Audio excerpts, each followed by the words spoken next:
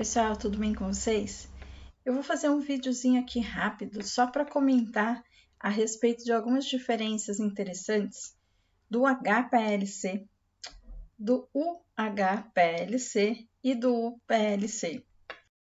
Essa é uma pergunta que me fazem, bastante, e então eu decidi falar um pouquinho a respeito. Então, meu nome é Glaucia Maria Ferreira Pinto, para quem não me conhece. Eu estou atuando na Cronval Lab com treinamentos, consultoria e cursos, principalmente nessa área de cromatografia, HPLC, cromatografia a gás e também validação e desenvolvimento de método. Se vocês quiserem mais conteúdo, sigam a Cronval Lab nas redes sociais. Então, a gente tem lá um perfil no Instagram, no YouTube, vários vídeos disponíveis, e no Facebook, tá bom? Se tiverem dúvidas, escrevam cronvalab@gmail.com. Se quiserem conhecer mais a respeito do nosso trabalho, acessem cronvalab.com. Bom, vamos falando um pouquinho de uma forma bem geral. HPLC é uma das técnicas mais usadas. 90% do tempo a gente tem uma necessidade analítica e acaba caindo na cromatografia líquida de alta eficiência para resolver o nosso problema. As técnicas cromatográficas todas são importantes porque permitem a separação de misturas. A gente pode realizar tanto análise qualitativa, apesar de que para confirmar a identidade do nosso pico cromatográfico seja necessário acoplar a espirometria de massa, mas ainda assim é uma análise rápida, para fazer confirmações qualitativas. E a gente consegue também fazer análise quantitativa usando substâncias químicas de referência. Entre as técnicas que a gente mais precisa, mais emprega, mais tem necessidade, tanto a nível de academia, então a nível aí de pesquisa, centros de pesquisa, universidades, quanto a nível de indústria, o HPLC realmente se destaca. Então, High Performance Liquid Chromatography é a separação da cromatografia líquida em alta eficiência e é uma técnica muito versátil, permite análise de praticamente qualquer substância em qualquer matriz, desde que eu consiga utilizar um solvente adequado para solubilizar perfeitamente o meu analito, desde que eu tenha uma técnica de preparo que seja satisfatória e que eu consiga selecionar fases móveis e fases estacionárias compatíveis. Aí eu vou ter que escolher um detector que permita a detectabilidade, daquele meu composto, daquela minha estrutura, e o resto está todo perfeito. Aqui do ladinho eu coloquei um equipamento convencional de HPLC e agora a gente consegue então destacar o que aconteceu. Conforme foi passando o tempo, as amostras de interesse foram ficando cada vez mais complexas, porque a gente foi querendo entender melhor os constituintes presentes. E principalmente o rigor no controle de qualidade também foi ficando maior. Aquelas características das impurezas que podem estar presentes no nosso produto foram despertando maior atenção.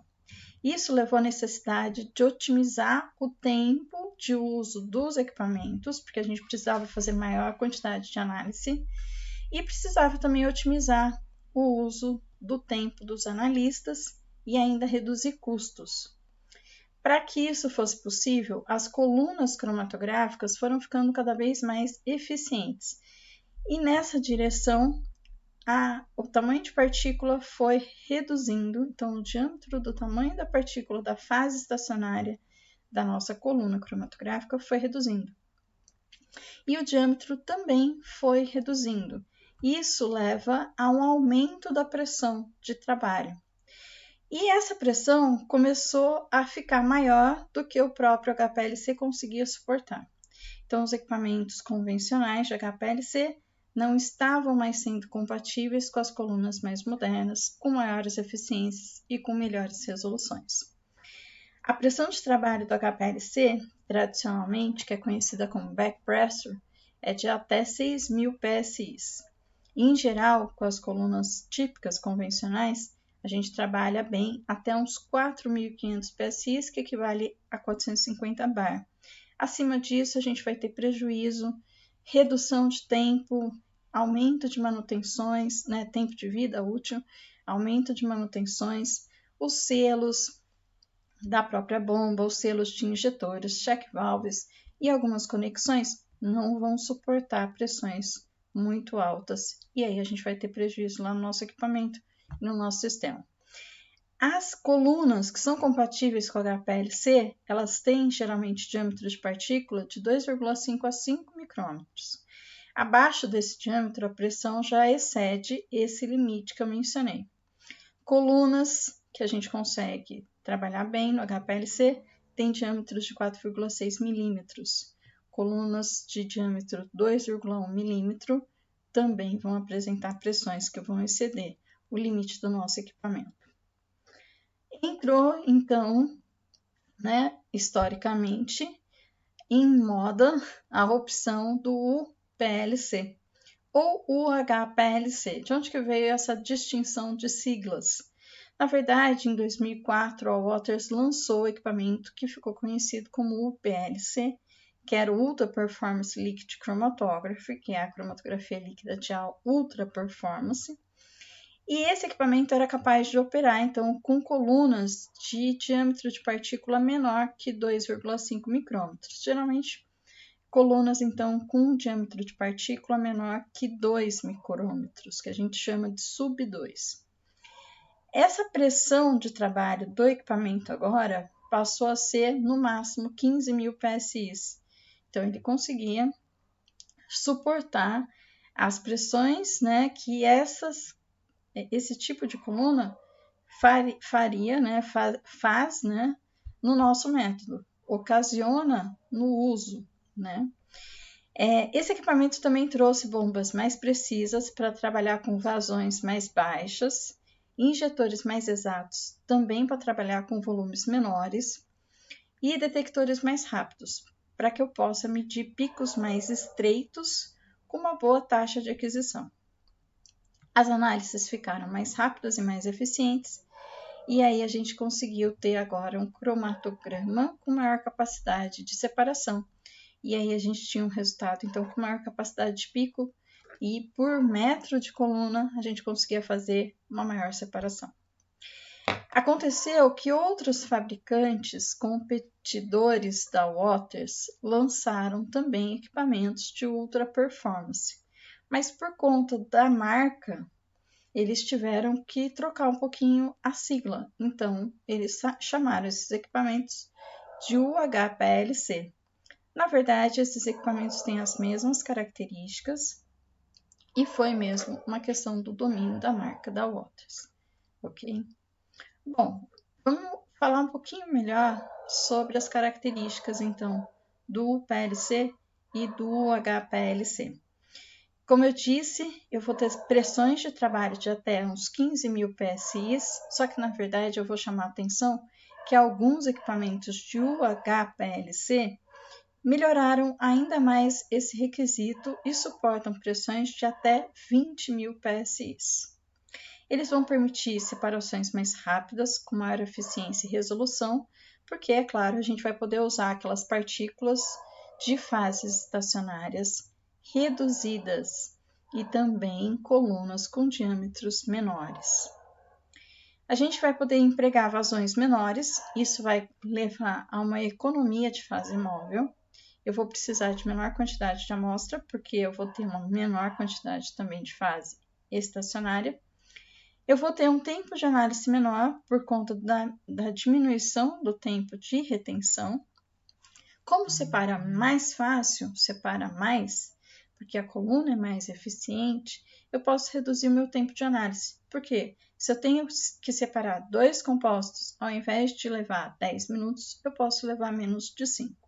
Ok? E ainda tem uma vantagem também no emprego de gradiente.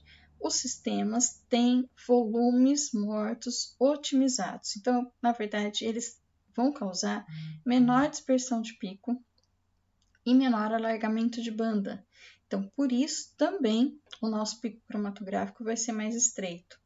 Após a separação na coluna, alguns equipamentos acabam levando a um pequeno alargamento do pico. na célula detector ou em tubulações de diâmetros um pouco maiores.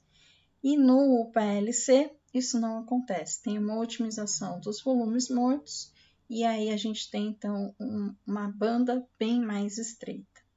Isso também melhora a eficiência da própria separação e aumenta o número de compostos que eu vou conseguir separar por intervalo de tempo. Aqui eu coloquei um comparativo simples, né? Então, essa daqui é a mesma mistura separada em um HPLC convencional.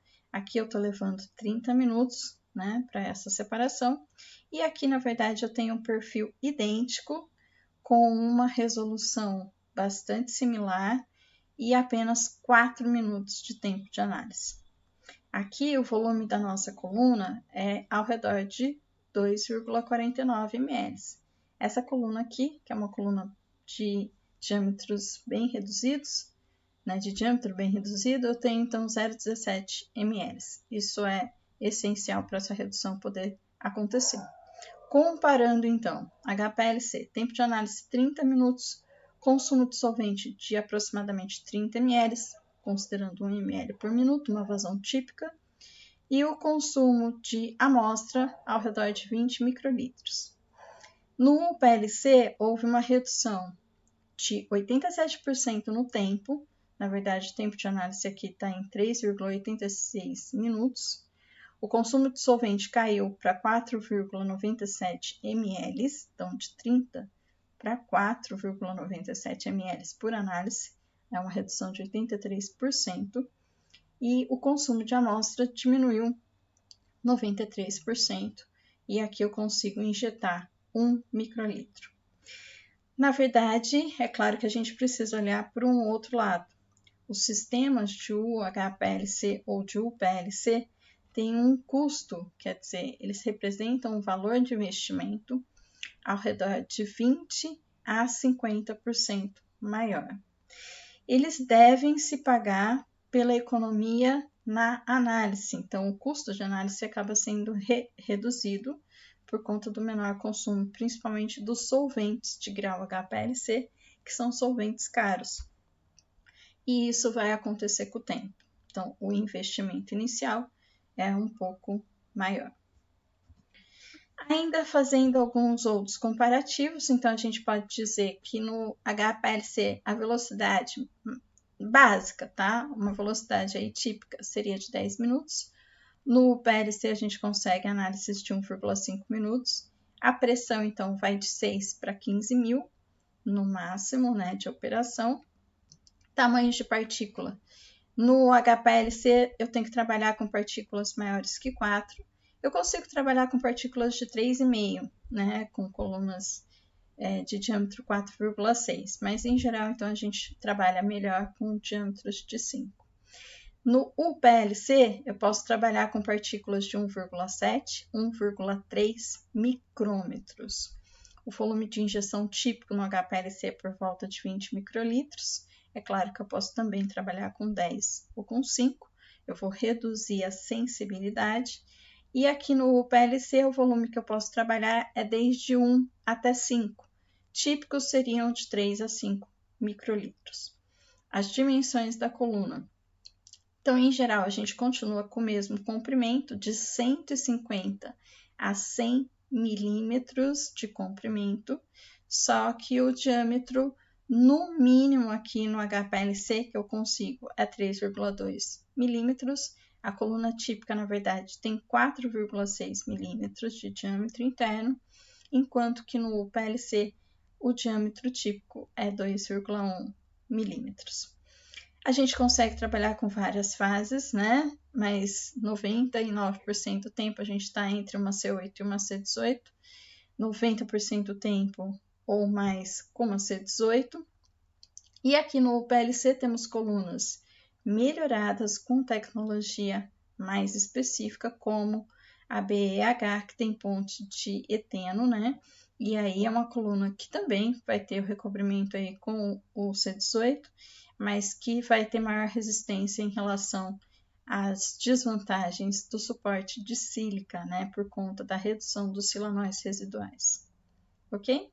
Lembrando, então, do custo do equipamento. Fazendo alguns destaques, vamos falar um pouquinho do acoplamento com espectrometria de massa.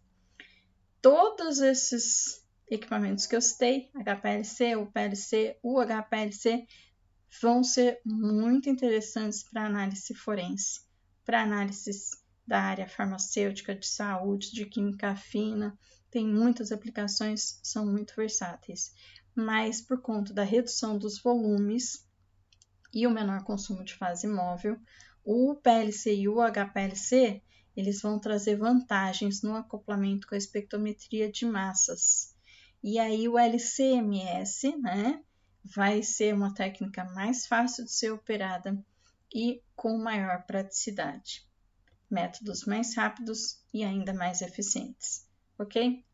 Bom, se você gostou desse conteúdo, curta, compartilhe, salve, comente e fale para mim o que mais que você quer saber a respeito de cromatografia, tá bom? Abraços para você e até um próximo vídeo. Tchau!